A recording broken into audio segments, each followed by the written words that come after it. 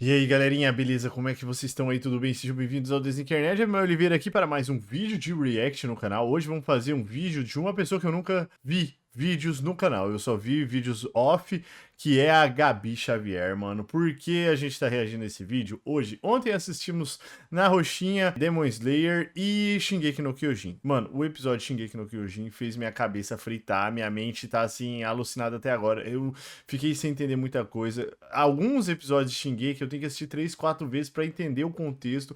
E mesmo assim ainda é muito complicado. A gente tenta montar teoria, tenta ver algumas situações, mas a gente precisa de uma análise mais bem feita, né? No caso, a Gabi Xavier é muito fã de Attack on Titan, então ela vai saber nos dizer o que aconteceu no episódio passado, mano, que foi uma coisa de louco. O que eu entendi é que o Titã de ataque, ele tem as memórias da próxima pessoa que vai possuir o poder. No caso, o Grisha Jäger, o pai do Eren e do Zeke, ele já tinha as visões do que o Eren ia fazer. Só que, cara, eu fiquei louco porque o Eren ali meio que dava as ordens pra ele. Sabe, é um negócio absurdo, mano.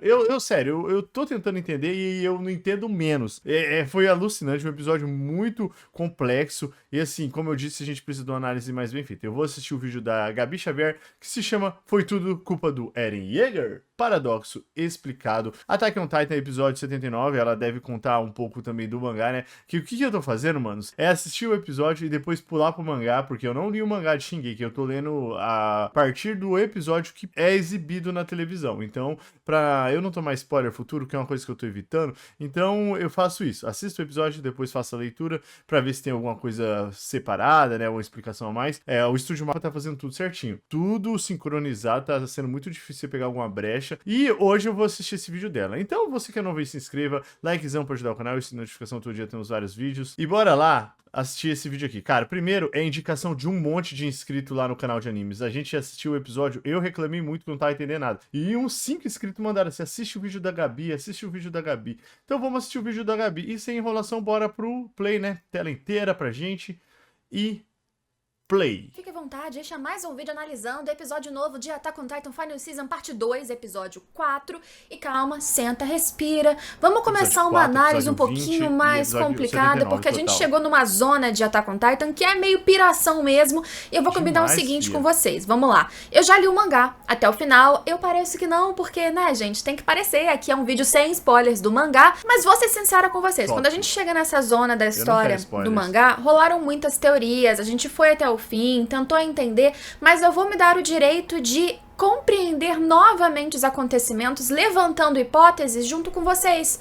Porque lá na época que eu analisei no mangá, talvez inclusive eu tivesse tirado conceitos equivocados e eu dou a liberdade e convido todos vocês a teorizar junto, leitores do mangá ou não. Várias das coisas a gente não teve resposta definitiva e eu acho que esse é o ponto em que a gente precisa aqui raciocinar, dar as mãos e tentar chegar na resposta correta. Antes que eu me esqueça, foi aproveitado nesse episódio, capítulo 120, sendo que o comecinho já tinha aparecido no episódio passado, e 121, sendo que restou um pouquinho de coisa ainda. Sem mais enrolações, vamos entender o que aconteceu lá dentro dos caminhos, no momento em que irmãos Yeager juntaram cabecinhas, cabeça de uma pessoa que tinha o Titã de ataque, e Titã original, e Titã também martelo de guerra, e Zeke Yeager, uma pessoa com sangue real, com um Titã original, o Titã bestial. Essa mistura lá dentro dos caminhos fez com que eles pudessem fazer algo muito interessante, que era navegar por entre memórias. E vamos para mais um vídeo que vai passar o tempo do episódio. Se acostumem, gente, daqui pra frente é meio que assim. Dentro dos caminhos a gente já sabe que o tempo tanto é infinito quanto é num instante. Tudo isso mais explicado eu falei no meu último vídeo, tem o título, se eu não me engano, Caminhos Explicados, falando sobre o voto de renúncia de guerra. Mas esse episódio trouxe um pouquinho mais sobre isso para deixar as coisas mais claras. Os irmãos Yeager começaram a passear pelas memórias especificamente do Grisha Yeager, o pai dos dois. Porque o Zeke jurava de pé junto com toda certeza que o Eren era mais uma vez manipulado pelo seu pai. Da mesma forma que o Grisha, lá em Libério, ficou o tempo todo tentando manipular o Zeke e não deu certo, porque o Zeke era diferente e sofreu com isso, ele acreditava que o Eren tinha sido tratado da mesma maneira, mas esse projeto de ataque mirim deu certo. Só que não foi bem assim. E o Zeke teve uma terapia reversa que quando ele tentou fazer o Eren voltar a si, ele mesmo começou a concluir coisas sobre o seu pai, sua vida e seu irmão que ele não imaginava antes. A gente abre o episódio com o Eren Eren rechonchudo, assim, fofinho, bebê, que você nem imagina que ia crescer e ficar tatakai pra todo lado, e jogando faca nos outros, e querendo atacar e gritar em forma de titã. Bebezinho que nasceu lá dentro de Parades, filho de Grisha e Carla Yeager.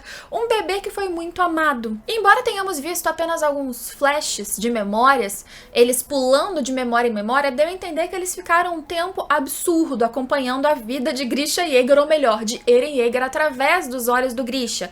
E porque eles tinham acesso aos olhos do Grisha, as memórias dele? A explicação pode estar justamente nessa mistura muito louca que é a primeira vez que acontece lá dentro dos caminhos. A gente tem um titã de ataque, que é o Eren, junto do titã original, e já existe um vínculo de portadores anteriores do mesmo titã, tanto é que o Eren já tinha recebido memórias do Kruger, memórias do Grisha, considerando ainda que esse mesmo Eren também tinha o poder, é claro, do titã original dentro dele, só que dentro dos caminhos em que a potencialidade de uso da coordenada é absurda, essa união deles com a mesma pessoa, com o mix de sangue real do Zeke, fez com que eles pudessem literalmente passear por essas memórias de um portador de um dos titãs que estava ali, que era o titã de ataque. No caso, era o portador logo anterior ao Eren. Por isso foi possível, porque foi uma possibilidade da coordenada, tendo o sangue real presente e tendo o Eren ali com o seu titã de ataque também. Eu diria que é uma situação, uma hipótese que jamais teria acontecido, por exemplo, apenas com um titã de ataque comum ou apenas, logicamente, com alguém de sangue real sem o titã de ataque. Só deu pra acontecer porque nesse ponto da história, da linha temporal, esses dois caras se uniram lá nos caminhos. E sim, desde o começo a gente vê que o Zeke tem muitas mágoas do pai dele, o Eren sabe disso e tenta usar, ele usou isso na verdade no seu plano de manipular o irmão mais velho, e o Zeke olha aquele pai dando amorzinho e tendo família nova, e ele até comenta: muito bem, Grisha, que bom que você pode ter uma família nova sem ninguém saber do seu passado pra te julgar, porque abandonou seu filho, porque não liga mais pra família, tá formando uma nova como se fosse do zero. E a gente sabe, porque acompanhamos toda a história, que o Grisha se arrependeu, que o Grisha sofreu, e esse episódio só reforça isso. Mas sim, ele foi um péssimo pai pro Zeke e deu no que deu, nesse cara que tá hoje todo traumatizado, precisando de terapia. O Eren, no começo do passeio por essas memórias, é bom a gente notar que ele não tava esperando exatamente aquilo, ele até faz algumas constatações na hora, do tipo: ah, então a gente tá nas memórias do meu pai. Ele até tenta manipular o Zeke pra eles saírem daquelas memórias, tanto é que ele fala: entendi, meu pai era um bosta que sacrificou a família pra seguir com seus planos dos revivalistas, eu tive uma lavagem cerebral, agora eu compreendo, eu nem tinha que ter nascido, podemos sair, já acabou a lavagem cerebral. O irmão fala: calma, temos todo o tempo do mundo aqui dentro, vamos continuar por aqui porque eu quero te salvar. Mano. Assim como Tonk Saver me salvou um dia, ele acha que ele tem esse paternalismo com o Eren, ele acha que o Eren foi modificado pelo pai, e a gente vai descobrir, reforçar na verdade nesse episódio, que o Eren é assim desde que ele nasceu. Ele é assim porque ele nasceu assim. Toda essa agressividade, desejo de liberdade, desejo de avançar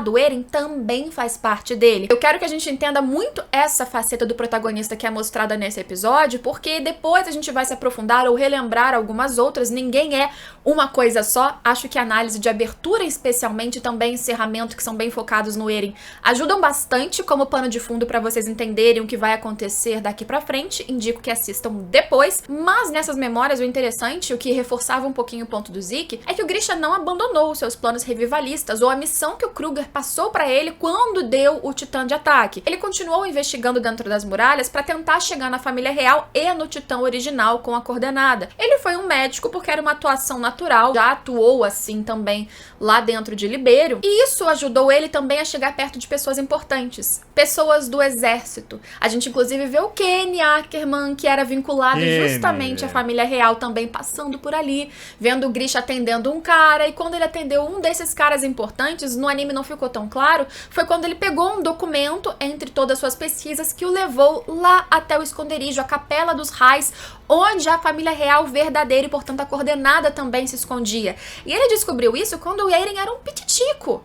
A gente sabe que ele só foi roubar realmente o titã original quando as muralhas caíram, mas ele descobriu muito antes. E olha o interessante de novo, as nuances. Até esse ponto a gente vê que o Eren não sabia que isso tinha acontecido, ele não fazia ideia. Ele até se questiona e fica um pouco chocado do seu pai descobrir isso antes e nunca ter feito nada. Por que ele voltou? E ele voltou porque aquele Grisha já era um Grisha arrependido. arrependido, que sabia que tinha errado no seu passado justamente por ter priorizado missão de revivalista e não a família. E ele volta pra família. Ele volta pra Carla e ele volta sobretudo pro Eren. Ele volta e dá um longo abraço no Eren Pititico, porque é como se ele dissesse, tô aqui. E nesse ponto a gente tem umas coisas interessantes. No anime também talvez não fique tão claro. Eu vou dar uma opinião e uma análise muito também baseada no que tem no anime e no plano do mangá, que é levemente diferente. Mas quando esse Grisha volta e abraça o Eren Pittico em casa, o Eren Pittico tá com o olho arregalado em direção à porta. E tem duas pessoas na porta. Eren e Zeke. Fica meio claro que o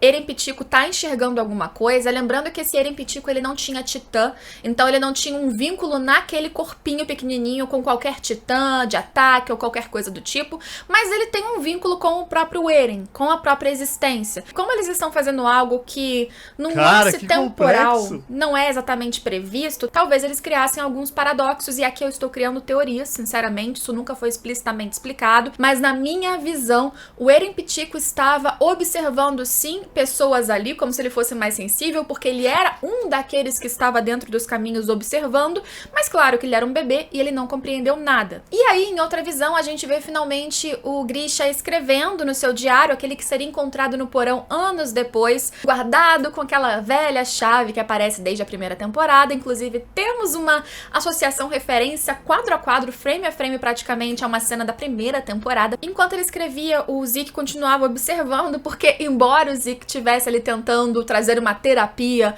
uma forma do Eren se analisar, ele mesmo estava reconstruindo muitos conceitos sobre o seu pai e o seu passado. O Grisha cai no sono e quando o Zeke tá falando mal do seu pai, de repente aquele cara que ele achava que nem pensava mais no filho, ele sonhando, dormindo, ele pede desculpas pro Zeke, ele pede perdão.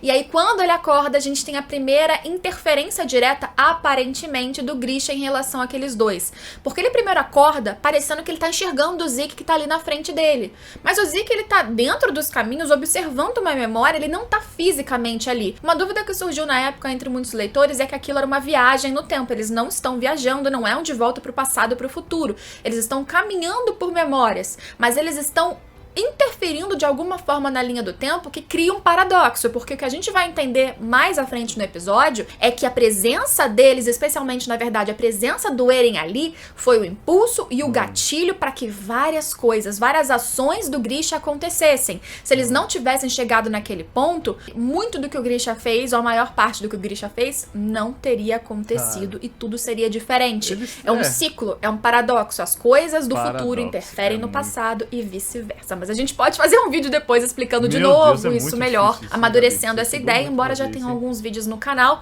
É porque quanto mais eu vejo e assisto, mais eu repenso algumas coisas. Se quiserem, falem aí que eu penso na ideia. O que pode ter acontecido quando o Grisha olhou e viu o Zeke? Vocês perceberam que nesse momento eles não se tocam? E nesse momento que o Grisha tem só o titã de ataque, ele acorda, meio que acreditando que tem um Zeke na frente dele, exatamente naquela cena em que ele está, e de repente ele não enxerga mais o Zeke, que continua ali na frente? Pois bem, reparem que atrás do Grisha tem um Eren, olhando aquela cena numa perspectiva quase igual à do Grisha. E mais à frente no episódio a gente vai descobrir que o Eren passa algumas memórias dele mesmo para o seu pai. E aquele Eren do futuro do Grisha, ele tá observando aquelas coisas. E aquele Eren, como vocês vão perceber, ele tá de alguma maneira interferindo em memórias, em ideias, em mensagens, mesmo sem falar, mesmo sem o Zeke perceber no seu pai, Grisha. Será que uma dessas memórias que ele acessou não é justamente a visão deste Eren do seu futuro, que tá enxergando ele sentado e o Zeke na frente? É como se ele estivesse...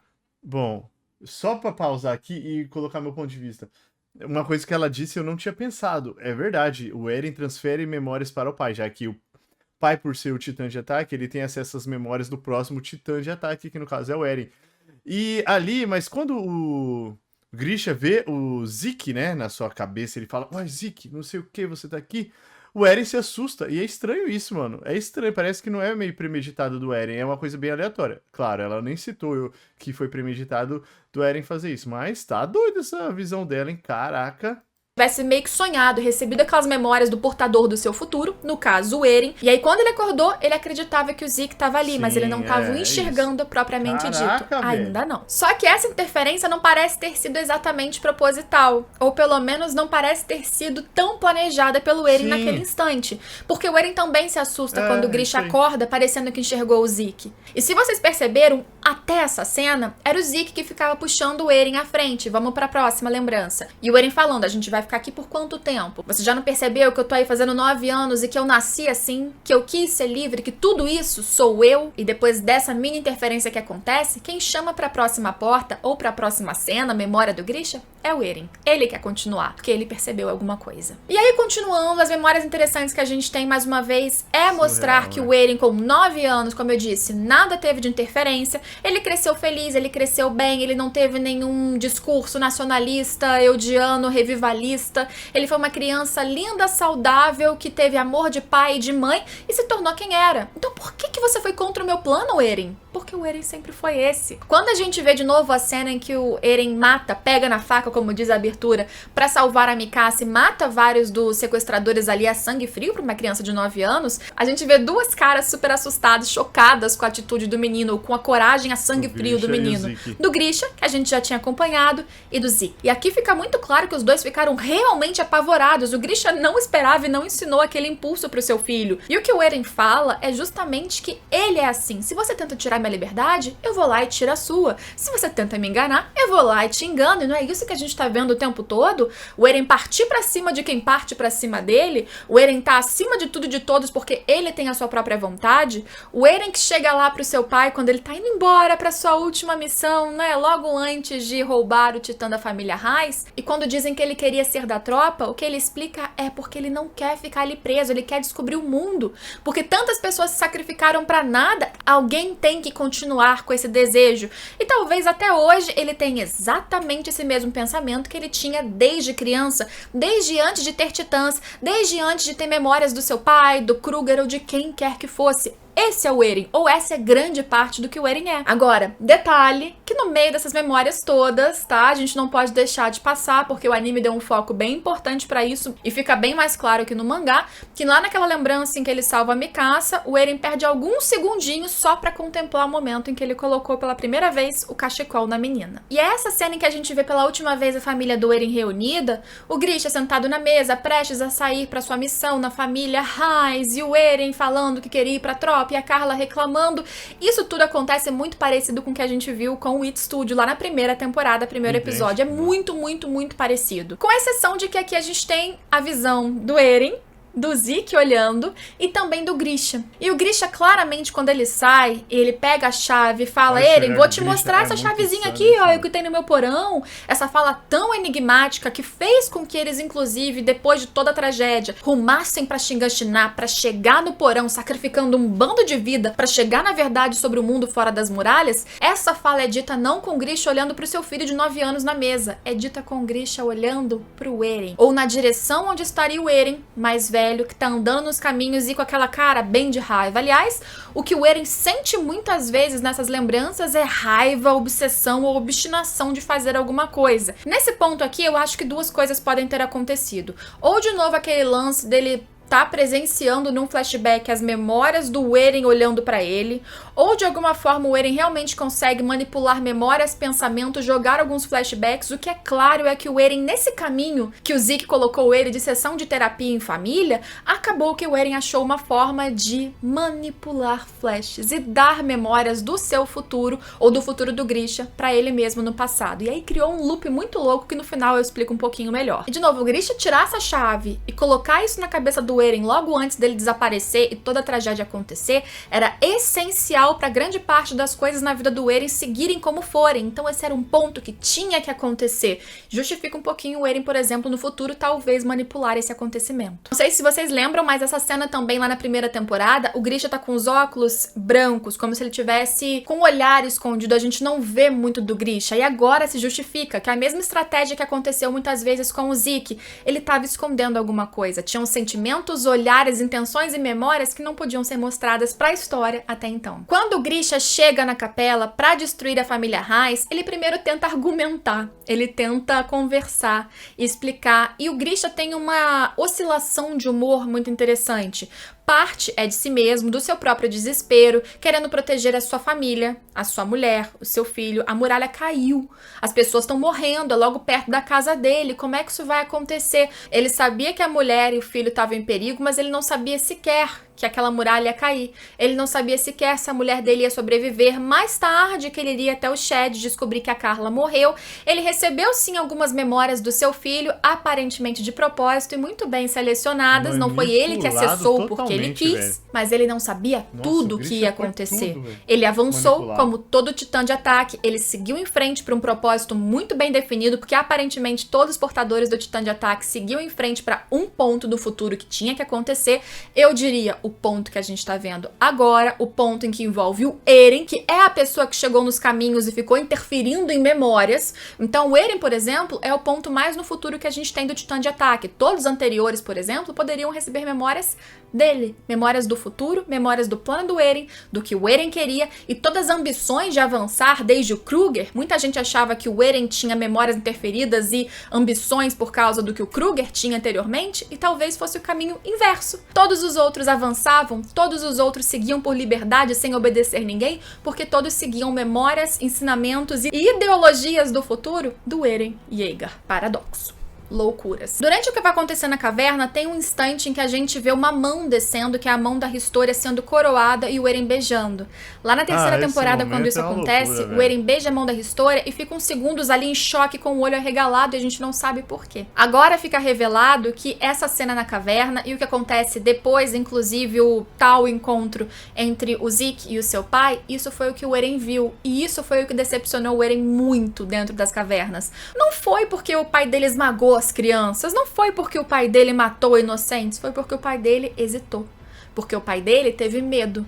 Porque o pai dele viu que no futuro ele ia fazer exatamente isso, matar todos exceto Reis, que isso tinha que acontecer teoricamente, mas ele não queria. O futuro aparentemente em Shingeki até agora não pode ser modificado, como o Zeke falou, mas num paradoxo o futuro interferiu no passado e o passado só aconteceu porque o futuro tinha que acontecer. Cara, e assim foi. Mais uma vez a gente tem uma demonstração também lá dentro da Frida, o que eu expliquei melhor no último vídeo, que ela por si só queria defender a sua família, óbvio. Esse é o intuito, o impulso de qualquer ser humano normal. Só que o titã original dentro dela tinha vinculado a ele muitas memórias, ideologias e pensamentos do Karl Fritz, o rei que levou o pessoal pra muralha e que presenciou, como é citado nesse episódio, a Grande Guerra Titã, em que ele viu que poderes muito grandes, que fossem uma arma, mas nesse caso de titãs, na mão do ser humano sempre é usado com ambição, sempre é usado com maldade, sempre causa mortes. Eles não têm como devolver as vidas dos Eldianos, mas eles podem impedir que vidas fora das muralhas fossem tiradas.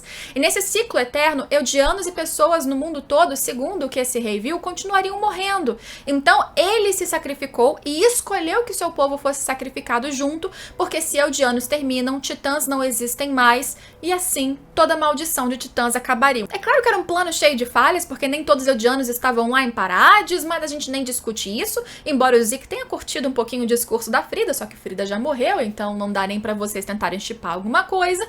O fato é que, por que Grisha não estava atacando? Porque faltava um pouquinho de Tatakai no seu ouvidinho, e foi o que o Eren fez. Na hora certa, o Eren, que já tinha presenciado provavelmente exatamente aquela cena na caverna, ele soube o que fazer. Ele chegou no ouvido do seu pai, e talvez, de novo, você pode ter duas interpretações. Ou ele conseguiu fazer uma interferência direta, colocando na sua cabeça memória de quando a sua irmã foi trucidada por cachorros de Marley, memória de quando a sua mulher e seus compatriotas foram transformados em titãs na beira da praia, memórias do Kruger e de todo o sofrimento que ele presenciou, ou pode ser também uma memória dele mesmo mostrando o seu futuro, ou alguns ainda podem teorizar que o Eren, por causa dessa mistura de titã de ataque que permite aparentemente essa fluidez maior maior de viagem de memórias e Titã original ali dentro tenha permitido uma influência até mesmo direta de fala e pensamento. No mínimo, o Eren conseguia transmitir para o seu pai, como parece que foi feito por anos no caminho por essas memórias, exatamente as memórias e os gatilhos que ele precisava naquele instante para finalmente atacar. E o Grisha sofre. Claro que ele chega num ponto que ele fica completamente estremecido. Se ele não ficasse assim, não teria uma luta. A própria Frida hesita em atacar, embora sua família gritasse em terror e desespero, e ela só se transforma e só luta com o Grisha porque, por causa da influência do Eren, ele se transforma e mata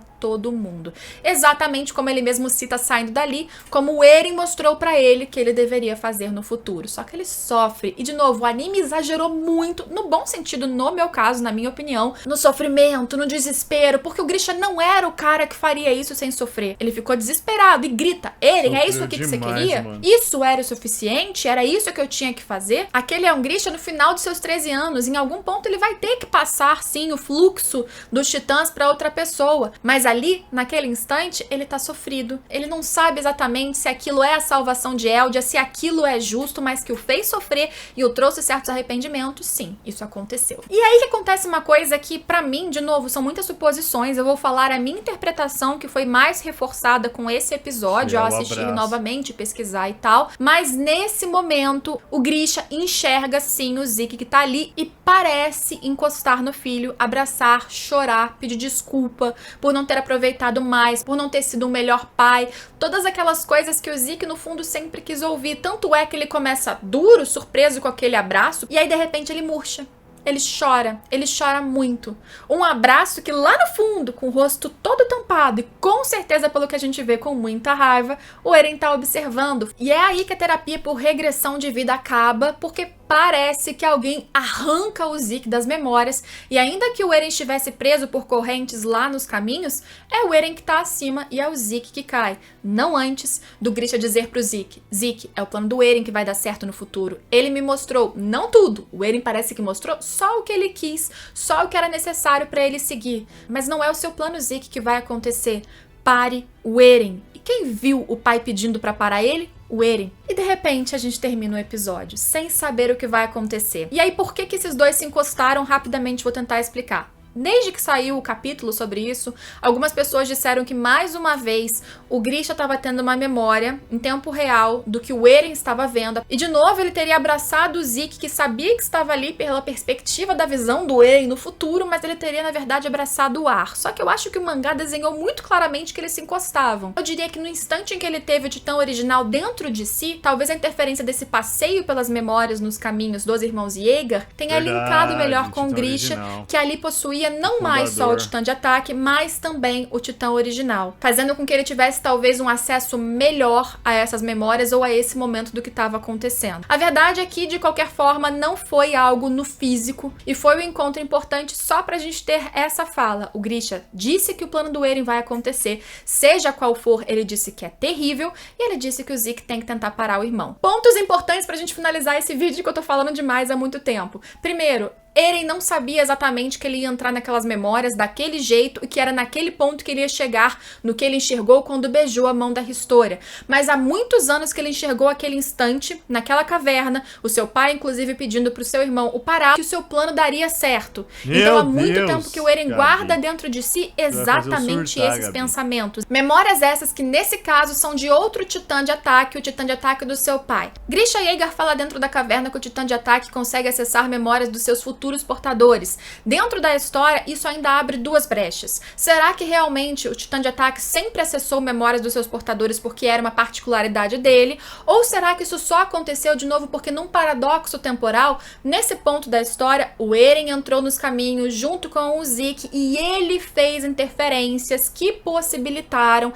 essa transmissão, inclusive, das suas próprias memórias passeando pelos caminhos para os portadores anteriores. Isso poderia justificar até porque o Kruger, lá atrás, o Coruja, fala: continue na sua missão, continue até a morte e depois da morte, proteja Mikasa e Armin, porque isso seria um pensamento lá do Eren, do futuro, aquele que retroativamente e paradoxalmente estivesse interferindo no passado. Lembrando também que é a primeira vez que a gente vê essa situação acontecendo, o Eren fazendo esse tipo de interferência, mas estamos no presente da história. Será que no futuro do anime a aconteceria outra vez. De qualquer maneira, o Grisha disse que viu o plano do Eren dando certo no futuro, um futuro que ainda não aconteceu, que nós pelo menos ainda não vimos, mas o Grisha parece ter visto. É um episódio complexo, qualquer e todas as dúvidas que vocês tiverem, por favor, mandem aqui. Talvez, inclusive, eu pergunte pra vocês lá no Instagram, que é mais fácil de eu compilar perguntas, mas já vão deixando, porque muitas das dúvidas de vocês eu pego nos vídeos de comentários. Então, se quiserem um vídeo derivado pra gente viajar na maionese junto com essa loucura de Shingeki, comentem aqui embaixo. Espero vocês em todos os próximos vídeos comentando Shingeki, que saem sempre aos domingos, talvez mais tarde, mais cedo, depende do quanto dá trabalho falar, mas sempre tô aqui esperando vocês. Se inscrevam para acompanhar vídeos de outros animes e mangás também aqui no canal, terça, sexta, às vezes quarta, às vezes quinta, quando der, falo sempre nas redes sociais. Espero vocês. Tchau! Guria, você é muito brabo, mano. Meu Deus do céu, velho. Gabi Xavier. Bom, ela foi direto ao ponto, sem muita enrolação, e ela explicou detalhe por detalhe do episódio que foi nos apresentado, episódio 79 de Attack on Titan. E complicado isso, mano. É muito complexo. O Isayama realmente fez uma história cabulosíssima. Ele conta aqui a trajetória do Eren, junto com seu irmão Zeke, nas memórias e lembranças do Grisha Yeager, seu pai, mas já dentro de Paradis, junto com o Eren e com a Carla, uma nova visão. E ele mostra alguns momentos muito específicos. Assim, não dá pra entender muito até onde vai essa manipulação do Eren, igual ela comentou, porque a gente não sabe se todos os momentos estão sendo realmente manipulados, porque em alguns ele se surpreende. Quando o Grisha fala do Zeke, o Eren se assusta, né? Em alguns momentos ele mostra esse tom de preocupação, mas também não foi planejado nada, né? Não era pra ele estar ali naquele momento. Talvez, é que é complicado falar sobre isso. O Eren, ele sabia que ele ia chegar ali naquele momento, mas assim, não foi algo planejado, foi imagens que foram aparecendo nas suas lembranças, né? Porque é uma situação que vai dar onde dá, porque o Grisha já sabe qual é o final disso, que é a matança, né? O genocídio aí, que o pessoal tanto comenta, que eu não sei como termina, mas o pessoal disse. Mas o Grisha disse que o plano do Eren vai dar certo, e o Zeke vai ter que tentar parar o irmão. Mas como que ele vai parar se não tem como fazer essas alterações no tempo em Attack on Titan? Bom, é muito complicado, velho. Eu ainda tô viajando na maionese. Vou assistir mais uma vez esse vídeo da Gabi, e vou assistir outros vídeos dela onde ela explica isso. Mas pelo menos uma parte a gente tem que concordar, velho. Essa história é muito louca, mano. Que é isso? Eu nunca imaginei que eu ia ver isso em um anime. Attack on Titan, Shingeki no Kyojin, nos surpreendendo a cada momento. E é isso, galera. Mais um videozão feito pra vocês. E aí, vocês entenderam um pouco do que a Gabi falou? Comentem aqui e obrigado pela indicação, velho. Que vídeo maravilhoso dela. Essa menina é muito inteligente. Ela estudou muito pra apresentar isso pra gente, porque o episódio passou, ela gravou o vídeo, editou e já postou, mano. Tipo, tem um delay muito pequeno. E é isso. Mais um videozão aqui no canal. Quero agradecer mais uma vez. Muito obrigado, galera. Até o próximo vídeo. Valeu, falou e tchau. Tchau!